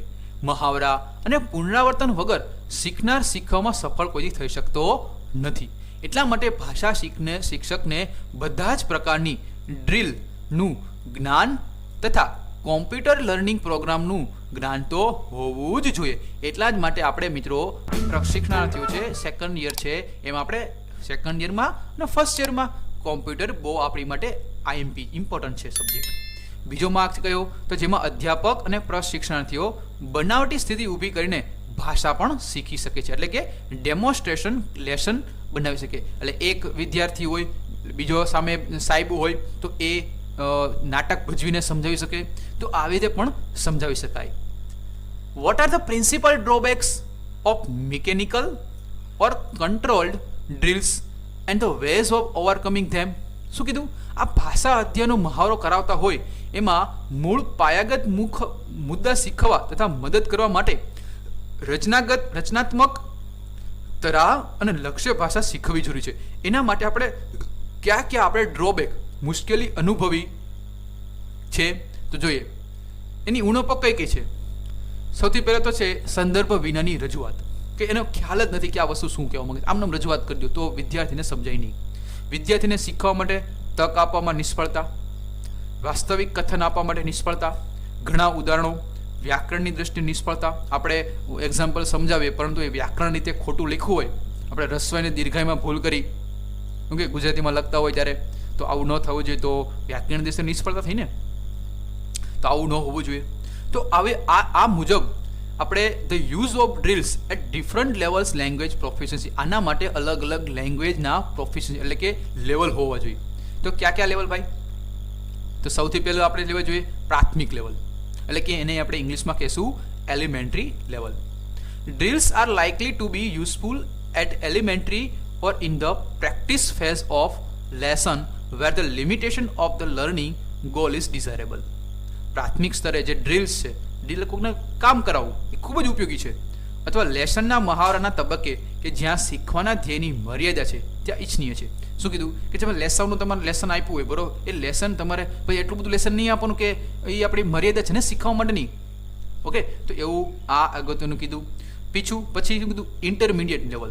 શું કીધું? ઇન્ટરમીડિયેટ લેવલ, કે આ લેવલમાં મિત્રો શું કીધું કે ડ્રિલ્સ આર લાઇકલી એવી રીતે તમારે કરાવવાનું કે to be useful the intermediate level where the practice, revision and checking the learning is particular important. કે તમારે આ લેવલમાં આ સ્તરે તમારે એવી રીતે ડ્રિલ કરવાના વિદ્યાર્થી મિત્રોને કે જ્યાં મહાવરો, પુનરાવર્તન અને અધ્યયનની ચકાસણીને મહત્વ આપવાનું. એક વખત તમે સમજાવી દીધું, કોઈ લેસન સમજાવી દીધો, પછી એનો મહાવરો કરવાનો, રિપીટેશન એટલે કે પુનરાવર્તન કરવાનું, અને એ અધ્યાત્મને કેટલું અધ્યયન કર્યું, કેટલું સમજાણું, એને આપણે ચકાસણી પણ કરવાનું.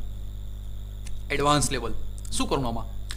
Drills are likely to be useful at the advanced level where diagnosing and zeroing out of particular difficulty. શું કીધું? ડાયગ્નોઝિંગ એટલે કે ફાઇન્ડ કરવું. શું ફાઇન્ડ કરવાનું?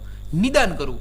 કે અધ્યતન જે તમે શિક્ષક છો તો શિક્ષક તરીકે તમે અધ્યતનને શીખવાડી દીધું, ઓકે, પછી તમારે ચેક કરવાનું કે મેં જે ભણાવ્યું છે, મેં અધ્યતન કરાવ્યું છે, એ લેવલમાં નિદાન કરવાનું કે એ મેં જે ભણાવ્યું છે એ વિદ્યાર્થીને કેટલું આવડ્યું ભાઈ, એ પણ બહુ ખૂબ જ ઉપયોગી છે. તો આમ આપણે સમજાવી શકીએ કે અલગ અલગ રીતે અલગ અલગ આપણે સમજાવી શકાણું. હવે આપણે છે લાસ્ટ આપણે ભણવાના છે એ છે કોમ્યુનિકેટિવ એપ્રોચ. શું કીધું? કોમ્યુનિકેટિવ એપ્રોચ. 4 માર્ક માટે એક્ઝામમાં પૂછાઈ ગયેલું 2019ના પેપરમાં કે કોમ્યુનિકેટિવ એપ્રોચ સમજાવો. શું કીધું મિત્રો? આ એક એવો એપ્રોચ છે કે જે 70મી સદીમાં એક બ્રિટિશ ભાષાવિદ થઈ ગયા કે જેનું નામ છે D.A. વિલ્કિન્સ. એ ભાષા શિક્ષણને પરંપરાગત રીતે નૂતન અભિગમથી જોડવાનો પ્રયત્ન કર્યો. જે પરંપરાગત હતું અને જે નવું હતું મોડર્ન એપ્રોચ એ બેના ભેગું કર્યું એવો આ પ્રયાસ કર્યો આ ભાઈએ. આ અભિગમમાં જે પદ વિન્યાસ એટલે કે જે વાક્ય હતું એ વાક્યના અને વ્યાકરણ એના બદલે જે ભાષાને પ્રત્યાયન હતું એટલે કે કોમ્યુનિકેશનને વધારે ધ્યાન આપવાનો પ્રયત્ન કર્યો. વિદ્યાર્થી છે એ વાક્ય રચનાને સમજે અને તેના પ્રભુત્વ મેળવે, એના બદલે વિદ્યાર્થી પ્રત્યાયનમાં કુશળતા બને. એટલે કે તમે ઇંગ્લિશ બોલો છો, લખાવો છો, ગ્રામર કરો છો, પરંતુ જ્યાં સુધી એને બોલતા નહીં શીખવાડો ત્યાં સુધી વિદ્યાર્થી નહીં આવડે. એનો મતલબ આ ભાષાવિદ હતા D.A. વિલ્કિન્સ, એને એવું કહેવું હતું કે ભાઈ આ વાક્ય રચના છે, જે પદ વિન્યાસ છે, એના બદલે તમે એને કોમ્યુનિકેશનમાં કુશળ બનાવો. આ અભિગમથી ભાષા શીખવા માટેનો અભ્યાસક્રમ બદલાયો, તેમજ વિદ્યાર્થી શિક્ષણના કેન્દ્રમાં આવી ગયો. શિક્ષકનું કાર્ય કેવળ માર્ગદર્શકનું જ આપવાનું, એટલે કે કેવું બની ગયું? ફેસિલિટેટર રહી ગયું. ટૂંકમાં કહીએ તો આ પદ્ધતિ દ્વારા વિદ્યાર્થી સ્વયં સફળતાપૂર્વક સારામાં સહિત બોલી શકે, ઇંગ્લિશ પ્રત્યાયન કરી શકે, કોમ્યુનિકેશન કરી શકે. આ નવા અભ્યાસક્રમ પ્રમાણે તૈયાર થયેલા પુસ્તકોમાં જો પ્રવૃત્તિનું સ્થાન બહુ મહત્વનું બની ગયું. અત્યારે તમે જો નવા NCERT સિલેબસ આવી ગયો ને મિત્રો, 7મા 8મા ધોરણમાં નવો NCERTનો સિલેબસ આવી ગયો, તો એમાં શું આવ્યું કે વધારે એક્ટિવિટી એવી. કેમ? જેટલી એક્ટિવિટી વધારે એટલો વિદ્યાર્થીને સમજવામાં સરળતા થાય. વિદ્યાર્થી વધુમાં વધુ શ્રવણ કરે, વધુ સાંભળે અને કથન કરી, બોલીને પ્રત્યાયન કરીને કૌશલ્યમાં કુશળ બને.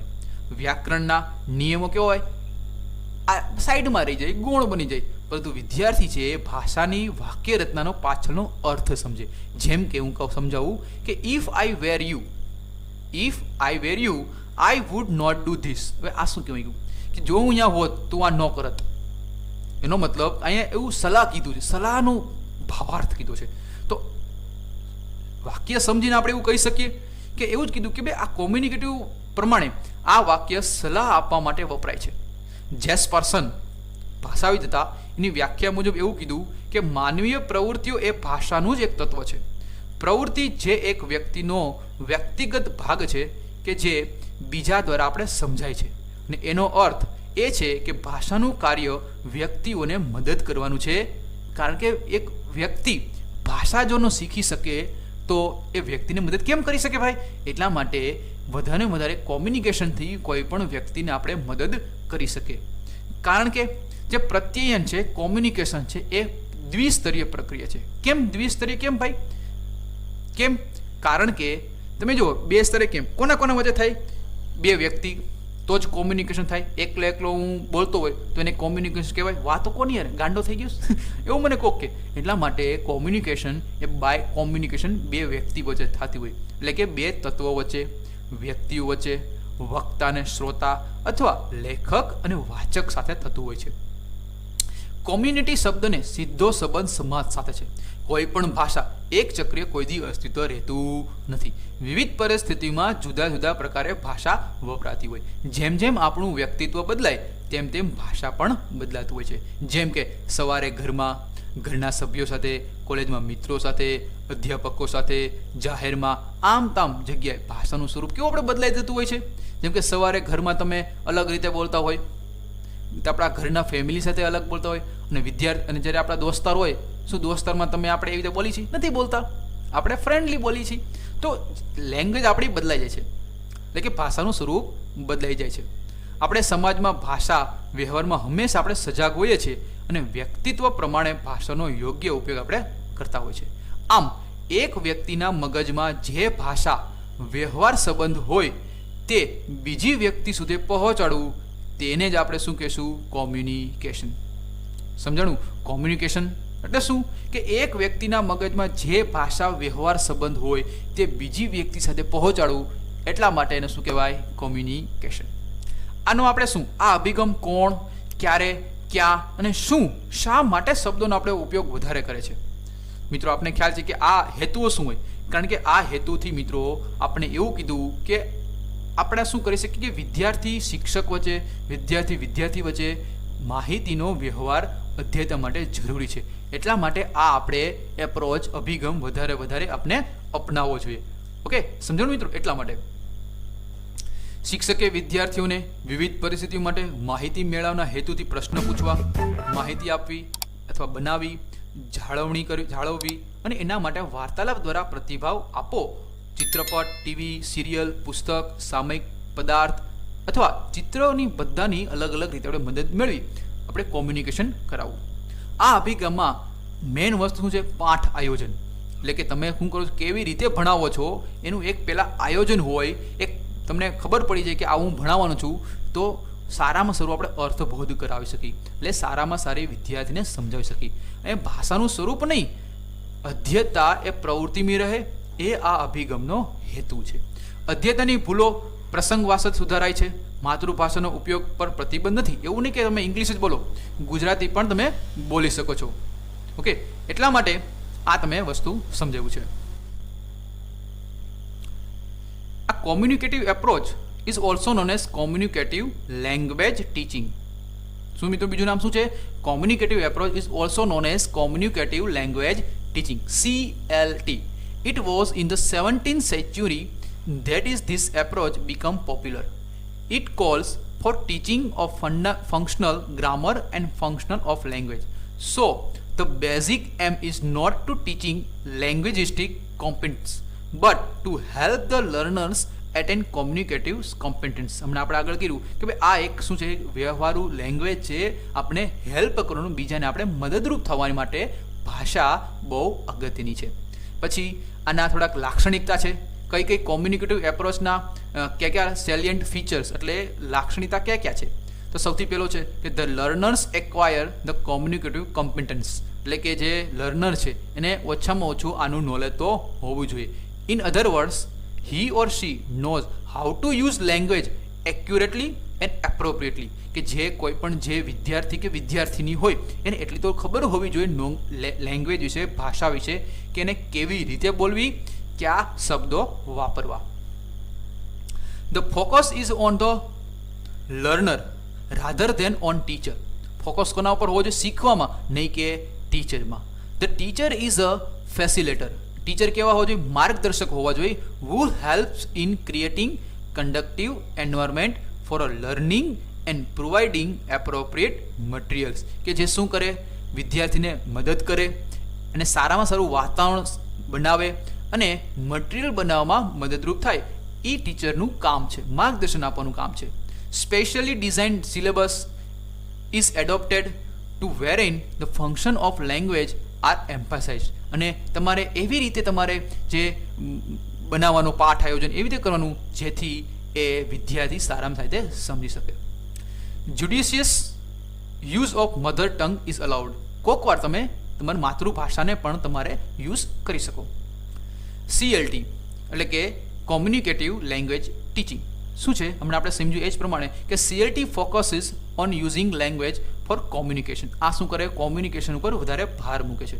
અ wide variety of materials have been used to support communicative language teaching. કે જે વધારે એ કોમ્યુનિકેટિવ લેંગ્વેજમાં ટીચિંગમાં સપોર્ટ કરે છે. આવી જે ભાષા શિક્ષણની વિવિધ પદ્ધતિઓ છે એ સમયાંતરે પ્રચલિત થતી રહી છે. અને ઐતિહાસિક દ્રષ્ટિએ જોઈએ તો અગાઉની જે પદ્ધતિ આપણે જોઈ સમજી, જ્યારે અત્યારે મિત્રો જે આ કોમ્યુનિકેટિવ લેંગ્વેજ ટીચિંગ છે એ હવે ધીમે ધીમે પ્રચલિત થયો છે.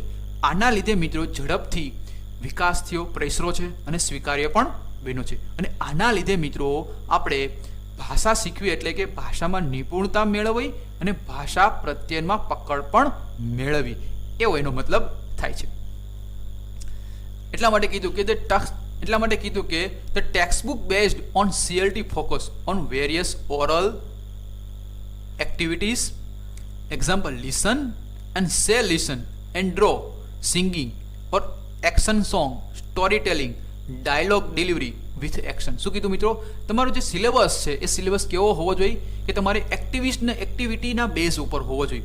એટલે કે તમે જે બોલો છો તો સિંગિંગના મુજબ બોલો, સ્ટોરી ટેલિંગ તમને એક વાત કહી તો એને તમે સ્ટોરી કહો, પછી ડાયલોગ ડિલિવરી કરવાઓ, જેમ કે બે વ્યક્તિ હોય તો એક છોકરાને વિદ્યાર્થીને ઊભો કરો, બીજા વિદ્યાર્થીને ઊભો કરો, ડાયલોગ ડિલિવરી કરાવો, જેથી વિદ્યાર્થીને પ્રત્યાયન કરવામાં, બોલવામાં તકલીફ ન રહે. The text book should include such a variety. Text બુકમાં એવી તમારે મટીરિયલ એડ કરવાની, ઓરલ અને oral work in classroom, assembly or on the ground. કાં તો એ ક્લાસરૂમમાં પણ કરી શકે, સમૂહમાં પણ કરી શકે, અથવા મેદાનમાં પણ આવી એક્ટિવિટી કરી શકે. પ્રયુક્તને ધ્યાનમાં રાખી ભાષા, રમતો અને નાટ્યકરણ માટે કેટલીક સામગ્રી ઉપયોગમાં લઈ શકાય. હમણાં આપણે જોયું એ પ્રમાણે સ્વાધ્યાય, પ્રવૃત્તિ કાર્ડ, મહાવરા માટેની સામગ્રી, વાંચન કાર્ડ, ફ્લેશ કાર્ડ વગેરે આપણે યુઝ કરી શકીએ. અને જીવન ઉપયોગી જે સામગ્રી છે, જેમ કે સામયિકના લેખો, એટલે કે છાપાઓ, જાહેરાતો, સમાચાર પત્રો તેમજ લેખિત સામગ્રી પણ ઉપયોગ કરી શકતા હોય છે. અને આના આધારે વિવિધ પ્રવૃત્તિઓ અંતર્ગત language games, odd man out, role play, pair work, તો આના આધારે મિત્રો આપણે શું કરીએ, કૌશલ્યમાં સારામાં રીતે આપણે સમજાવી શકીએ અને જાણી શકીએ. તો ફ્રેન્ડ્સ, અહીંયા આપણે આ ચેપ્ટર મિત્રો 3B અંગ્રેજી એનું આપણે chapter number 2 approaches to the English teaching એ આપણે પૂરું કર્યું. તો આ આપણે ચેપ્ટરમાં આપણે અલગ અલગ કે જે નેશનલ કરિક્યુલમ ફ્રેમવર્ક NCF 2005ના મુજબ આપણે કેવી રીતે આપણે અંગ્રેજી ભાષાને શીખવી અને શીખવવી બંને પ્રક્રિયાને સરળ બનાવી શકાય એ માટેનું આ ચેપ્ટર હતું. મિત્રો, હું આશા રાખું છું કે તમને આ લેક્ચરમાં બહુ મજા આવી હશે. જો મિત્રો તમને આ લેક્ચર દિલથી ગમ્યો હોય તો વિડીયોને લાઇક કરજો, જેથી મને પણ મજા આવે કે નાના હું જે ભણાવું છું એ લોકોને, મારા ફ્રેન્ડ્સ લોકોને સમજાય છે. ઓકે, તો મને ખ્યાલ આવે ને. અને પૂરેપૂરો લેક્ચર જોવાનું આગ્રહ રાખજો, જેથી કોઈ પણ વસ્તુ બાકી ન રહી જાય. ઓકે, અને વધુમાં વધુ વિડીયોઝને શેર કરજો તમારા ફ્રેન્ડ સર્કલ સાથે, એ પણ આ જાણી શકે. ઓકે વિદ્યાર્થી મિત્રો, ઓકે મારા ફ્રેન્ડ્સ, તો ત્યાં સુધી bye, take care, see you soon.